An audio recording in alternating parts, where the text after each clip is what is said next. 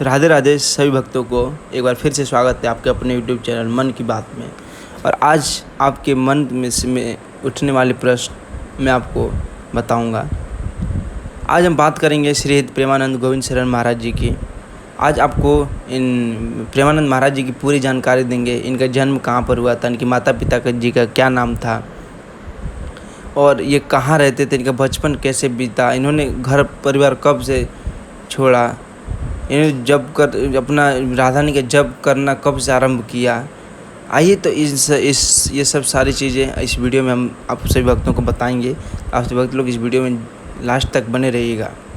तो हम आइए शुरू करते हैं सबसे पहले कि प्रेमानंद महाराज जी का जन्म कहाँ हुआ था।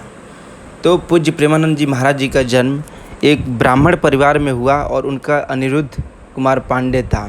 उनका जो नाम था पहले अनिरुद्ध कुमार पांडे था। महाराज जी का जन्म उत्तर प्रदेश के कानपुर शहर में हुआ था। कानपुर शहर के पास एक गांव है, उसका नाम था सरसों, वहाँ का जन्म हुआ था उनका। तो प्रेमानंद महाराज जी का जो गांव था उस सरसों नाम गांव था जहाँ पर महाराज जी का जन्म हुआ था। तो अब आइए जानते हैं उनके माता पिता का क्या नाम था। इनके माता पिता का नाम शंभू पांडे था और इनके दादा एक सन्यासी थे। इनके पिता ने भी बाद में सन्यास को स्वीकार किया था। इनकी माता बहुत धर्म से प्राण थी, धर्म को बहुत मानती थी, शास्त्र के अनुकूल चलती थी। महाराज जी के माता पिता के हृदय में संतों के प्रति बहुत आदर सत्कार था। वे सदैव संतों की सेवा करने में रुचि रखती थीं। इनके घर का माहौल अत्यंत शुद्धि भक्ति भाव से भरपूर था। पूरे घर में ऐसा लगता था साक्षात इनके पूरे घर में स्वयं ठाकुर जी घूम रहे हैं चारों तरफ। एक अलग ही इनके घर में एक अलग ही भक्ति का वातावरण बना हुआ था। तो महाराज जी के बड़े भाई संध्या काल में मिलते भागवत जी का पाठ किया करते थे, जिसे पूरा परिवार बैठकर सुनता था। तो आपसे भक्तों ने सुना कि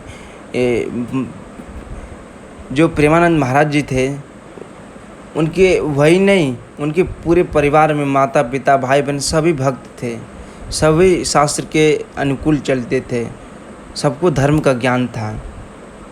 और उन्हीं में से एक थे हमारे श्री प्रेमानंद महाराज जी। उन्हीं परिवार में से निकलकर आज उन्होंने पूरे कितने लोगों को भक्त बना दिया, कितने लोगों को राधा नाम की महिमा बताकर राधा नाम का जाप करा दिया।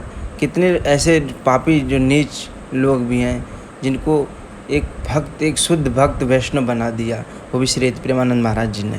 कहते हैं कि महाराज जी ने, अब इनका हम जानते हैं कि इनका बचपन कैसा बीता था। तो कहते हैं कि महाराज जी ने अपनी छोटी सी उम्र में ही बहुत सी चालीसा का पाठ आरंभ कर दिया था और 5वीं कक्षा में पहुँचते पहुँचते उन्हें गीता प्रेस की सुख सागर का पढ़ना शुरू कर दिया था। महाराज जी बचपन से ही जीवन के उद्देश्य के ऊपर सवाल उठाते थे। वे कहते थे कि माता पिता का प्रेम स्थायी है या अस्थायी है, अगर स्थायी है तो इतना मोह क्यों। और इसी तरह की कुछ विचार थे जो उनके मन में आते थे कि क्या स्कूल में पढ़ाई जाने वाली विद्या उनको उनके लक्ष्य की प्राप्ति करा सकती है, अगर नहीं करा सकती तो इसे पढ़ने का क्या फ़ायदा है। तो आपसे भक्तों ने देखा कि प्रेमानंद महाराज जी बचपन में जब उनका जो बचपन था वो बचपन से ही मतलब एक भक्ति की तरफ अपने आप ही मुड़ चुके थे। एक तो पूर्व संस्कार भी था, इनके माता पिता भी भक्त थे, तो वही संस्कार इनके अंदर भी आते गया। तो ये इनके मन में जब ये पढ़ने जाते थे तो इनके मन में अपने आप सवाल उत्पन्न होता था कि ये सब जो हम पढ़ने जा रहे हैं, क्या वो पढ़ाई क्या हम अपने लक्ष्य को प्राप्त कर सकते हैं इस पढ़ाई के माध्यम से, जो हम पढ़ाई करें, जो सांसारिक पढ़ाई कर रहे हैं, या फिर पढ़ते हैं तो फिर क्यों इसे पढ़ते हैं, क्या फ़ायदा है। ऐसे इनके मन में प्रश्न उठता था। तो आइए अब जानते हैं महाराज जी के जप का आरंभ कब से हुआ। तो कहते हैं अपने मन में बहुत सवाल उठाने के बाद उन्होंने श्री राम जय राम जय राम जय राम और श्री कृष्ण गोविंद हरे मुरारी का जप करना शुरू कर दिया। श्री राम जय जय राम, इस मंत्र का हमारे परम पूजनीय प्रेमानंद महाराज जी ने जपना चालू कर दिया था और श्री कृष्ण गोविंद हरे मुरारी का जप भी शुरू कर दिया था। 9वीं कक्षा तक पहुँचते पहुँचते उन्होंने ये फैसला कर लिया कि उनको आध्यात्मिक की तरफ का रास्ता चुनना है। उन्होंने 9वीं में जब पढ़ रहे थे तो उसी समय उन्होंने ठान लिया कि मुझे अब आध्यात्मिक की ओर ही जाना है और कहीं नहीं जाना मुझे। उन्होंने अपना एक लक्ष्य फिक्स कर लिया। ये बात उन्होंने अपने माता पिता के साथ भी की। इस बात के लिए तो वह स्वयं अपने परिवारजनों को छोड़ने के लिए भी तैयार थे। कितने आयु में महाराज जी ने छोड़ा घर परिवार, ये भी जानते हैं। आइए, श्री प्रेमानंद गोस्वामी शरण जी महाराज ने अपना घर 13 साल की उम्र में छोड़ दिया था। उन्होंने सन्यासियों से अपनी दीक्षा ली और उनका नाम प्रेमानंद ब्रह्मचारी रखा गया। कुछ देर बाद प्रेमानंद महाराज जी ने सन्यास भी स्वीकार कर लिया। कहते हैं प्रेमानंद महाराज जी ने जो स्नेहा स्वीकार करे तब उनका नाम आनंद सब रखा गया।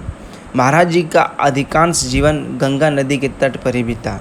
वे सदैव गंगा जी के किनारे ही रहते थे, क्योंकि उन्होंने कोई भी आचरण का जीवन पद्धति को स्वीकार करना सही माना। तो आइए अब हम जानते हैं कैसे बीता महाराज जी का सन्यास जीवन। उन्होंने जब सन्यास ले लिया तो उन पर क्या बीत रही थी, कैसे वो इसमें किस किस कठिनाइयों से झेल रहे थे, आइए जानते हैं। तो श्री प्रेमानंद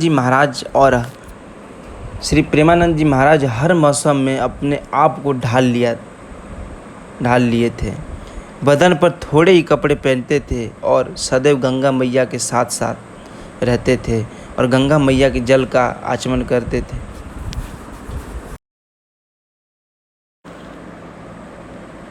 जितनी मर्जी, कितना भी ठंड पड़ती, कितना भी ठंड हो, कितना भी बर्फ़ गिरे, लेकिन प्रेमानंद महाराज जी उस गंगा में 3 बार अवश्य नहाते थे।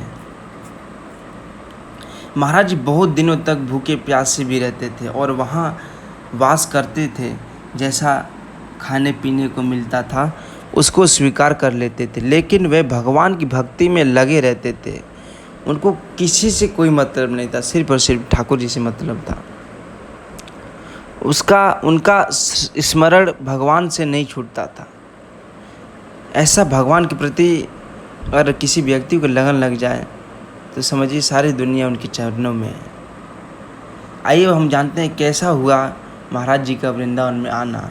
महाराज जी वृंदावन में कैसे आए, क्या भाव जगा महाराज जी के मन में कि उनको वृंदावन आने का मन किया, आइए जानते हैं। कहते हैं कि संन्यास मार्ग में ही प्रेमानंद जी महाराज को भगवान सदाशिव के स्वयं दर्शन हुए हैं। महाराज स्वयं कहते हैं कि भगवान शिव की कृपा से ही वे वृंदावन के रास्ते पर आए थे। कहते हैं महाराज जी एक दिन बनारस में एक पेड़ के नीचे बैठकर ध्यान कर रहे थे, तभी उनको राधा कृष्ण की महिमा आभास हुआ। राधा कृष्ण की महिमा का आभास हुआ कब? जब वो एक पेड़ के नीचे बैठकर ध्यान कर रहे थे राधा कृष्ण, तभी उनको राधा कृष्ण का आभास हुआ। उन्होंने एक संत की प्रेरणा से 1 महीने के लिए रास्ता खुद देखने की इच्छुक हुए, तो 1 महीने के लिए वहाँ से चल पड़े। महाराज जी के जीवन पर रासलीला का क्या प्रभाव पड़ा? कहते हैं महाराज जी श्री चैतन्य महाप्रभु की लीलाएं देखते थे और रात को रासलीला देखते थे। कहते हैं कि 1 महीना उनके जीवन में सबसे बड़ा परिवर्तन लाया था। ऐसे 1 महीने बाद उन्होंने संन्यास मार्ग को त्याग कर भक्ति मार्ग को चुन लिया। यदि रासलीला उनके जीवन पर इतना प्रभाव डाली कि महाराज जी इनके बिना एक क्षण भी नहीं रह सकते थे। महाराज जी वृंदावन की तरफ रवाना होते हैं। आइए, तो महाराज जी ने अपने एक शिष्य की मदद से मथुरा की तरफ एक ट्रेन में बैठ गए और चल दिए। ये भी नहीं जानते थे कि सदैव के लिए वे जा रहे हैं या फिर कुछ दिनों के लिए जा रहे हैं। कहते हैं महाराज जी की वृंदावन में शुरुआत में जो दिनचर्या थी उनकी, वृंदावन की परिक्रमा और भगवान बांके बिहारी के दर्शन करते करते गुजर जाती थी। तो राधा वल्लभ मंदिर में जाना और तो फिर कहते हैं महाराज जी को राधा वल्लभ मंदिर में स्वयं राधा जी को ही निहारते रहते थे। यह बात वहाँ खड़े एक पुजारी ने देखी तो उन्हें राधा सुधा निधि पर एक श्लोक सुनाए। उन्होंने महाराज जी को ही श्री हरिवंश नाम जपने के लिए कहा। शुरुआत में महाराज जी श्री हरिवंश नाम लिखने में थोड़ा संकोच कर रहे थे। उन्होंने पाया कि उनके मुखारबिंद से ही श्री हरिवंश नाम स्वयं खुद ब खुद चल रहा था। इस पवित्र नाम श्री हरिवंश के प्रति श्रद्धा रखने लगी। महाराज जी राधा वल्लभ संप्रदाय में जाकर शरणागत मंत्र ले लिए। कुछ दिन बाद महाराज जी अपने वर्तमान के सतगुरु जी को मिले। उनके गुरुदेव में सबसे प्रमुख और पूज्य संत महाराज जी के गुरु जी का जो नाम था वो नाम था गौरांगी शरण जी महाराज, जिन्होंने महाराज जी को सहचरी भाव के प्रति का प्रेरित किया था। महाराज जी द्वारा अपने गुरु की सेवा, महाराज जी प्रेमानंद महाराज जी अपने गुरु की सेवा किस तरह करते थे? कहते महाराज जी ने 10 वर्षों तक अपने गुरु की सेवा की।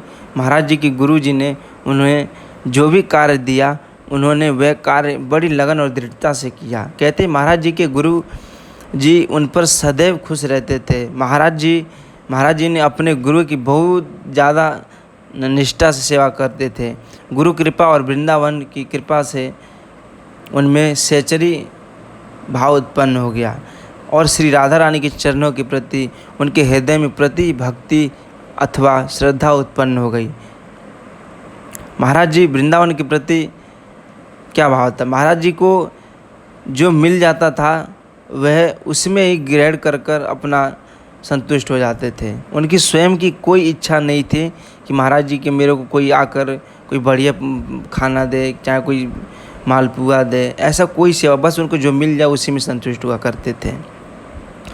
महाराज जी अपने शिष्य अथवा वृंदावन वासियों से बहुत प्रेम करते थे। महाराज जी के मुखारबिंद से निकले हुए वचन अथवा कथा बड़े से बड़े पापी को भी धर्म के रास्तों पर प्रेरित करती है। इनकी वाणी में नाम महिमा विशेष जोर दिया जाता है। हम ऐसे महान संत के श्री चरणों में बार बार प्रणाम करते हैं और यह भी आशा करते हैं कि इन महान संतों की कृपा प्रत्येक नागरिक पर सदैव बरसती रहे। श्री राधा रानी की जय, बोलिए वृंदावन बिहारी लाल की जय, बोलिए श्री कृष्ण भगवान की जय। तो देखिए ऐसे ऐसे संत जिनको साक्षात दर्शन हो रहे हैं ठाकुर जी के आज कलयुग में। आपको मैं एक बात बताना चाहता हूँ, सही भक्त लोग बड़े ध्यान से सुनिएगा। भगवान खुद कहते हैं कलयुग में भगवान को पाना बहुत आसान है, लेकिन सतयुग में पाना बहुत कठिन है। सतयुग में लोग कई हजारों साल तक तपस्या कर भी भगवान को प्राप्त नहीं कर पाते हैं।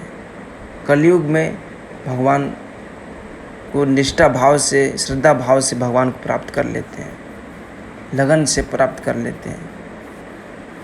क्यों?